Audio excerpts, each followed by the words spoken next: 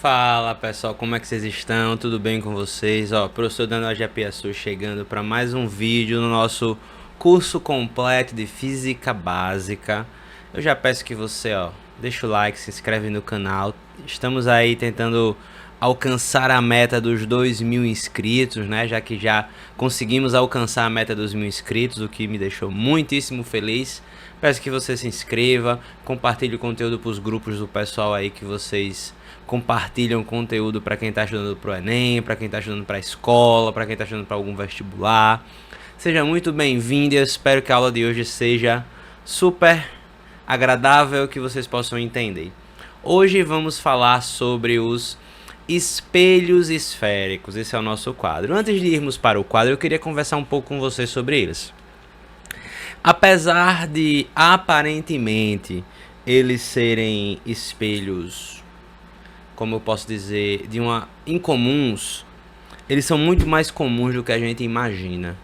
Se você já foi para uma academia de ginástica, se você já foi para uma ótica experimentar óculos, se você tem algum espelho que você utiliza para ver detalhes do seu nariz quando você vai espremer os seus cravos, ou quando você vai fazer a barba, ou quando você vai fazer sua sobrancelha, né? Tirar os pelinhos assim para desenhar a sobrancelha. É muito comum a gente comprar espelhos que dizem que aumentam a imagem.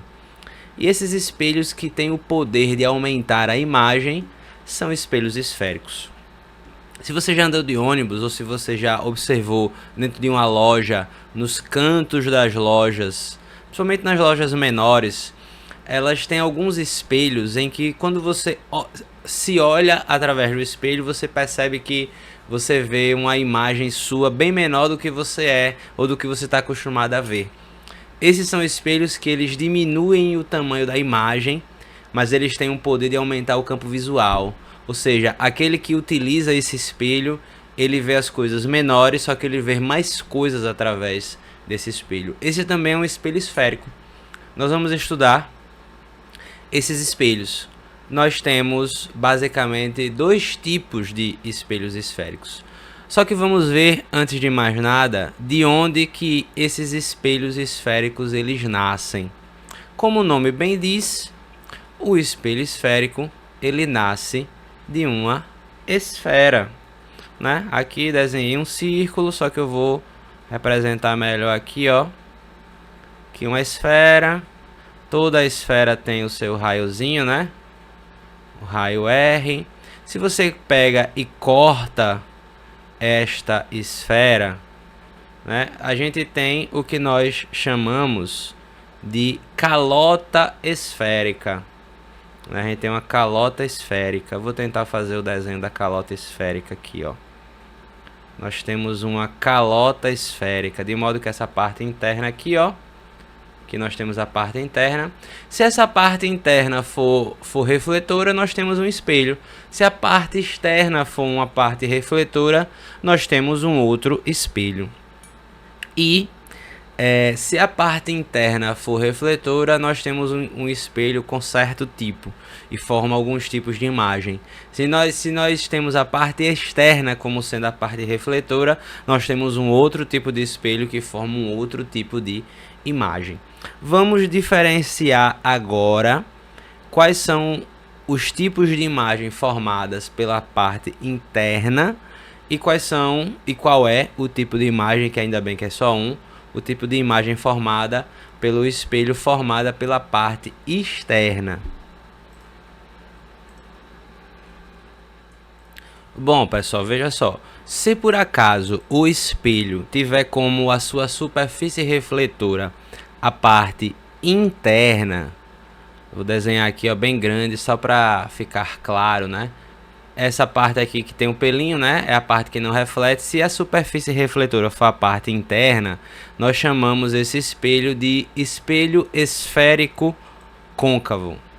Nós temos aqui esse eixo que nós chamamos ele de eixo principal. É o eixo que coincide com o diâmetro da esfera, ok? Existem alguns pontos que a gente vai precisar destacar nesse espelho. Esse ponto aqui, que coincide com essa linha, né, esse eixo principal que está no diâmetro da esfera e coincide com a extremidade, nós chamamos de vértice. Esse ponto aqui, que representaria o centro da esfera ao qual gerou esse espelho, a gente chama de centro de curvatura. E existe um ponto médio entre o centro de curvatura e o vértice. Esse ponto médio nós chamamos de foco. Então, nós temos o vértice, eu vou anotar aqui, o foco e o centro de curvatura, ok? Olha só, há um detalhe interessantíssimo aqui que envolve esse espelho e por que o nome desse ponto é chamado de foco. Se a gente tem um raio de luz que incide paralelamente ao eixo principal, quando esse raio refletir, ele vai passar exatamente no foco desse espelho. Nós temos aqui, ó, esse raio incidente número 1, esse raio incidente aqui, quando ele reflete, ele passa exatamente no foco do espelho.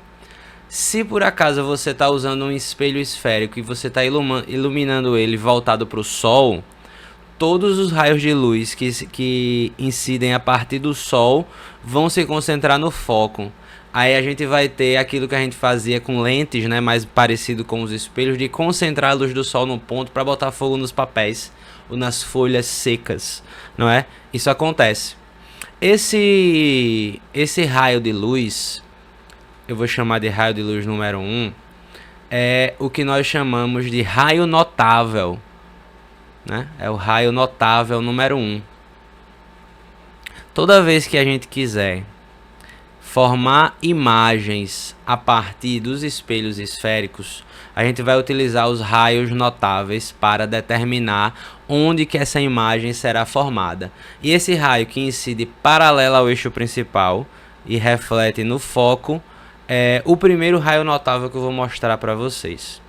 O segundo raio notável que eu vou mostrar para vocês é o raio que incide aqui, ó, tocando no vértice. Quando ele refletir, ele vai refletir formando exatamente o mesmo ângulo com o eixo principal. Veja, o raio de incidência forma esse ângulo alfa. Vou chamar aqui de alfa, tá bom. Quando ele refletir, ele vai formar exatamente o mesmo ângulo, ok? É uma aplicação, né, da segunda lei da reflexão, né? Acontece isso quando o raio incide no vértice. Esse é o raio notável número 2. Ok? O raio notável número 3 é primo do raio notável número 1. Se por acaso um raio de luz incide passando pelo foco do espelho, o raio de luz incide passando pelo foco do espelho, quando ele refletir, ele vai refletir paralelo ao eixo principal. Por isso que a gente brinca, né, que ele é primo do raio notável número 1. Essa sequência do raio 1, raio 2, raio 3, eu estou inventando agora, viu, galera? Vocês não precisam decorar nessa ordem, não. Vocês só precisam entender que existem 4 raios notáveis. Eu estou mostrando para vocês numa sequência que apareceu aleatória na minha cabeça, ok? O raio notável, finalmente, o raio notável número 4 é o raio notável que incide passando pelo centro de curvatura. Se ele passa pelo centro de curvatura, ele vai incidir no espelho e vai refletir em cima de si mesmo. Então ele vai bater no espelho e vai retornar em cima de si mesmo. É o raio notável número 4. Beleza? É o raio notável número 4. Bom, deixa eu desenhar um outro espelho aqui agora, para cá.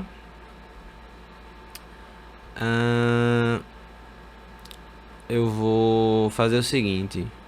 Desenhar um espelho aqui só para mostrar uma aplicação de como que esses raios notáveis vão ser usados, ok? Vou fazer aqui o desenho. Vai ser um desenho mais rudimentar, né? Menos arrumado do que eu fiz o primeiro. Tá aqui o vértice. Tá aqui o foco. Tá aqui o centro de curvatura. E vamos ver o que acontece quando a gente tem um objeto aqui, ó. Aqui está o objeto. Eu quero formar a imagem desse objeto a partir desse espelho esférico. Eu vou usar dois raios notáveis, como eu disse, né? Vou usar o raio notável número 1, incide, passando paralelo ao eixo principal, ele retorna passando pelo foco. E vou usar o raio notável número 2, ele incide no vértice. E quando ele refletir, ele vai formar o mesmo ângulo, né? Vai formar o mesmo ângulo. O que é que vai acontecer? Esse ponto aqui, em que os raios refletidos eles se cruzaram, esse ponto vai ser o ponto em que a imagem vai ser formada. Esse ponto aqui, a imagem vai ser formada aqui. Deixa eu desenhar a imagem de outra cor. A imagem vai ser formada aqui. Já que a imagem é formada dessa forma, veja que a imagem aparece de cabeça para baixo. E ela não apareceu por trás do espelho, ela apareceu antes do espelho. Essa imagem que aparece desta forma, antes do espelho, é uma imagem real. E já que ela aparece de cabeça para baixo, ela é uma imagem invertida. E dá pra gente perceber que essa imagem ela é maior do que o objeto, então ela é maior que o objeto. É muito comum vocês verem em todos os materiais de física que retratam este tópico, eles verificarem o que acontece com a imagem quando você coloca o objeto em todos os pontos. Quando você coloca entre o foco e o vértice, no foco, entre o centro e o foco, no centro, antes do centro, enfim. Eu vou dar para vocês uma dica agora do que vocês precisam ter como referência para saber se a imagem é real, é virtual, ou se o espelho côncavo por acaso não vai formar imagem. Então a dica vai ser a seguinte, ó. Vou desenhar aqui o espelho mais uma vez, né? Espelho bem grande, diga-se de passagem, né? Agora eu vou fazer um pouquinho mais arrumado, né? Para ficar bonitinho na foto, né? No print, quando vocês tirarem aí. Olha só o que é que eu vou destacar, né? Obviamente vou destacar os pontos, né? Os pontos. Vou destacar o vértice. Vou destacar o foco. E vou destacar o centro de curvatura. E o foco vai ser o meu ponto de referência, pessoal. Eu vou passar uma linha tracejada aqui no foco. Por quê? Se o objeto estiver exatamente no foco, a gente diz que a imagem ela é imprópria. O que é que quer dizer uma imagem imprópria, professor? Imagem imprópria é porque uma imagem não é formada. Você não vai conseguir ver imagem se o objeto estiver exatamente no foco. Se o objeto estiver antes do foco, a gente já sabe. A imagem, ela com certeza é real e invertida. Foi o que a gente viu no quadro passado, né? Imagem invertida. Entre o centro e o foco ela é maior. E quanto mais distante do espelho, menor a imagem. Ou seja, entre o centro e o foco é maior. No centro, aqui eu vou colocar maior. Exatamente no centro a imagem é do mesmo tamanho que o objeto. Certo? Mesmo tamanho. E se o objeto estiver antes do centro, a imagem vai ser menor. Tranquilo? E o que é que vai acontecer se o objeto estiver entre o foco e o vértice? Entre o foco e o vértice é justamente aquela imagem que aparece quando a gente utiliza o espelho na academia, quando a gente utiliza o espelho, por exemplo, para fazer a sobrancelha e fazer a barba. É o espelho que aumenta a imagem. A imagem não vai ser mais real, ela vai ser virtual. Ela vai ser direita, ou seja, vai aparecer de cabeça para cima. e ela vai ser maior que o objeto. Ok? Vai acontecer isso. Eu posso até fazer com vocês um exemplozinho com os raios notáveis aqui, né? Só que vai ficar carregada a imagem, não vou fazer isso não. Vou deixar assim, esse esqueminha para vocês saberem, né? Cada ponto desse se o objeto estiver aqui, no ponto número 1, que é entre o foco e o vértice, a imagem é virtual, direita e maior. No ponto número 2, que é em cima do foco, a imagem é imprópria, não vai ser formada imagem. Entre o centro e o foco, real e invertida, mas eu prefiro sempre só memorizar que a imagem antes do foco. Se a imagem estiver antes do foco, ela é real e invertida. Ok? Outra dica, pessoal, importantíssima.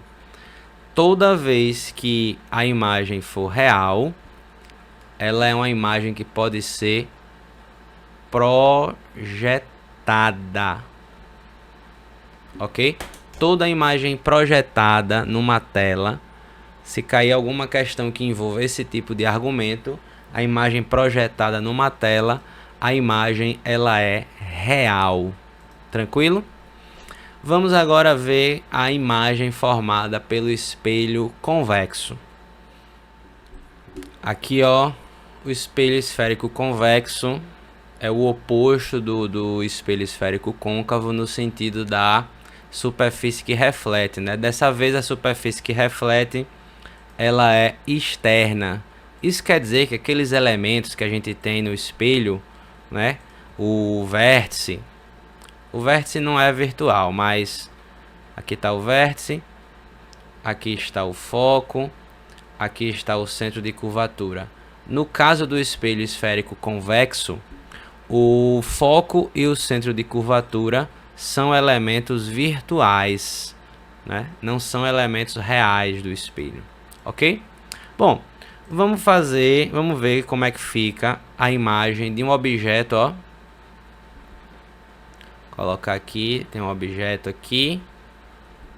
A imagem de um objeto formada nesse espelho convexo. Vamos usar os raios notáveis. Olha só. Aqui vamos traçar o raio notável número 1, aquele que incide paralelo ao eixo principal. Ele reflete passando pelo foco. Mas a gente vê aqui que se ele não tem como o raio atravessar, né? Ou seja, o que reflete passando pelo foco é o prolongamento do raio refletido, né? Aqui tem o raio incidente, aqui tem o raio refletido. Isso aqui que a gente traçou é o prolongamento do raio refletido. Vamos ver agora um outro raio notável. Vou ver agora o raio notável número... Agora eu não sei qual foi o número, se foi o 3, se foi o 4. Enfim, o raio que incide, ó. Mais uma vez a gente precisa de o quê? Prolongamento, né, ó. Prolongar o raio. Prolongar o raio.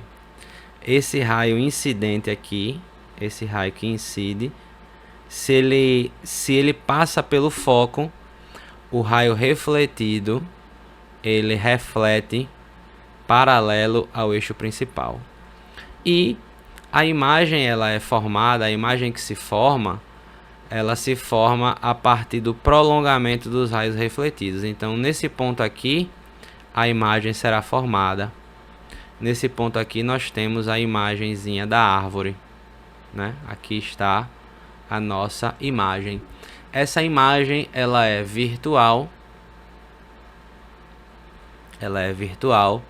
Ela é direita. E neste caso, ela é menor que o objeto. Esta é a única imagem formada pelo espelho convexo. Se o espelho for convexo, com certeza a imagem será virtual, direita e menor. A partir disso, pessoal, tem uma coisinha que eu quero refletir e lembrar com vocês. Olha só. Pelo que a gente viu aqui, as duas imagens que apareceram virtuais, elas eram direitas. Então, com certeza, olha, se a imagem for virtual, ela com certeza é direita. E se a imagem for direita, com certeza ela é virtual. Agora, se por acaso a imagem ela for real, com certeza ela é invertida. Com certeza ela é invertida. E se a imagem ela é invertida, com certeza ela é real. E vale o comentário final a respeito da imagem real, né? A imagem real, vou lembrar vocês mais uma vez, ela é a imagem que é projetada numa tela. Se a questão fala que a imagem foi projetada, que dá para ver uma imagem projetada numa tela, na parede ou algo desse tipo, com certeza a imagem ela é real. Então é isso, pessoal. Essa foi a nossa aula sobre espelhos esféricos, a primeira aula que envolve formação de imagens. Depois a gente vai ter uma aulinha que eu vou mostrar para vocês quais são as fórmulas que envolvem os espelhos esféricos. E com certeza uma aulinha só com exercícios para a gente fixar o assunto todo na cabeça. Fiquem bem, fiquem em paz e até o nosso próximo vídeo, a nossa próxima aula. Um grande abraço.